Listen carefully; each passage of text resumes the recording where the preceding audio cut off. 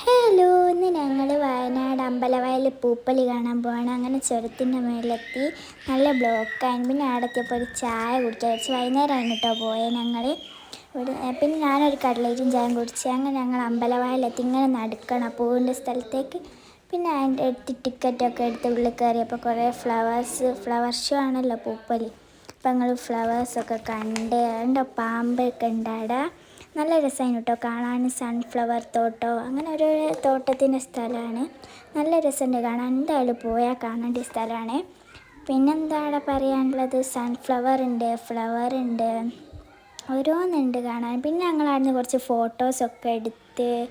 കുറേ ഫോട്ടോസൊക്കെ എടുത്ത് കിട്ടോ. ഞങ്ങൾ വരുമ്പോൾ രാത്രി ആയിരിക്കും അവിടുന്ന് പോകുന്നപ്പം. ആവക്കാട് സിറ്റി ഉണ്ട്, കുളമൊക്കെ ഉണ്ട് കേട്ടോ അവിടെ.